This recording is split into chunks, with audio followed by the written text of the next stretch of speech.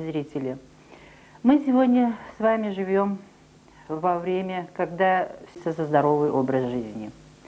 Это проблемы насущные. Еще раз я повторяю, это проблемы не одного дня, это вся наша будущая жизнь. Мы должны по этому пути идти. И сегодня мне хочется вновь поговорить о такой вредной привычке, как алкоголь.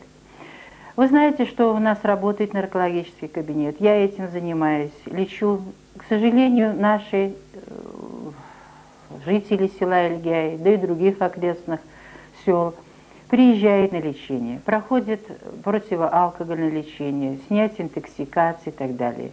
Но, к сожалению, проблем еще остается очень много. Врач, конечно, помогает, снимает интоксикацию, на некоторое время предотвращает влечение к алкоголю, но, к сожалению, рецидивы случаются. Поэтому сегодня хочется еще раз остановиться на этой теме. Все-таки что дает человеку алкоголь? И вообще алкоголь, благо это или вред?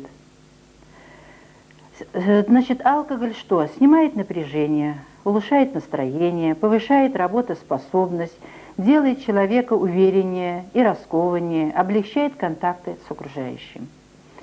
И человеку кажется, если при приеме алкоголя становится лучше, значит, он не вредит здоровью. Тем более, что спиртное пьют практически все. И что заболевает алкоголизм только те, кто не умеет пить. Но как только человек начинает регулярно менять свое психическое состояние алкоголем, при каждом удобном случае выпить и легко получить приятное состояние, подменяя этим естественной радости жизни, он незаметно для себя входит в мир алкогольной зависимости. Постепенно замечает, что для получения психологического комфорта требуется все большая доза, что организм, насыщаясь суперкалорийным продуктом, аппетит, что без алкоголя на душе становится все как-то скучно, однообразно, начинает много раздражать, что настраиваясь выпить немного и желая лишь растянуть приятное состояние, вдруг начал напиваться. В опьянении все чаще стала появляться агрессия, неправильное поведение, дурашливость, а на утро многие события выпадают из памяти. Когда близкие говорят, что вел себя неприлично, не верит, считает, что придираются. Со временем становится трудно прожить несколько часов допинга. На этой стадии алкоголь практически не дает человеку приятного состояния. Выпить хочется только с одной целью – хоть на время снять психологический и физический дискомфорт. Что произошло? Незаметно для себя человек превратился в фабрику по переработке, испытывая голод к нему, как к самому вкусному блюду. Объяснить это окружающим практически невозможно. Тебя перестают понимать, осуждают, наказывают. Поэтому приходится скрывать употребление спиртного, прятаться и под любым предлогом идти в компанию пьющих, где никто тебя не осудит, а только посочувствует. Когда проблемы со здоровьем в семье и на работе начинают носить угрожающий характер, человек мучительно принимает решение бросить.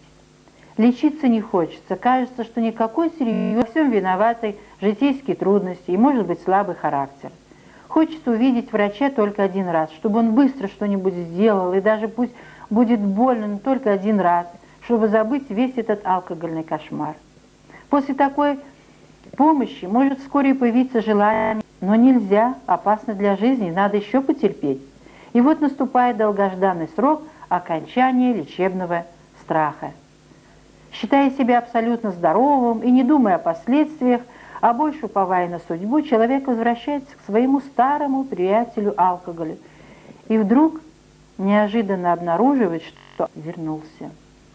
Уговаривая себя, ну что, я не мужик, что ли, сам не справлюсь, и делая несколько самостоятельных и безуспешных попыток начать новую жизнь, вновь приходится идти к врачу, как говорится, сдаваться. Снова короткая процедура, но страх к антиалкогольному методу уже пропал. Вскоре срыв и опять беда. Что же делать? Организм настолько привыкает к постоянному присутствию алкоголя в высоких дозах, что не хочет с ним расставаться. Алкоголь, воздействуя на мозг, а точнее на его центр удовольствия, вызывает мощное раздражение, которое трудно быстро и с той же силой получить в обычной жизни. Человек и не замечает, как постепенно перестает быть человеком мыслящим, творческим, так как все помыслы вертятся только вокруг одного, вокруг алкоголя, алкогольного наркотика. Поэтому освобождение от алкогольной зависимости не может быть мгновенным. Организм человека годами привыкал жить по другим, противоестественным законам. Поэтому самое главное, что сложнейший механизм алкогольной зависимости хорошо изучен на сегодняшний день. Поэтому есть реальные средства, а не только страх, с помощью которых восстанавливает здоровье человека. Индивидуальными лекарственными комплексами можно быстро снять тягу к спиртному, наладить работу всех органов и систем организма, создать необходимый психологический комфорт, специальным набором психотерапевтических приемов выработать безразличие к алкоголю. Современный врач помогает человеку без мучений вырваться из объятий алкогольной болезни. Затем, удерживая и контролируя состояние человека, дает возможность почувствовать радость здоровой жизни и даже вернуть человеку возможность получать эстетическое удовольствие от спиртных напитков. В конечном итоге все только зависит от самого человека. Не нужно думать, что плохо жить без алкоголя. Вот я вылечился, и мне придется жить без алкоголя.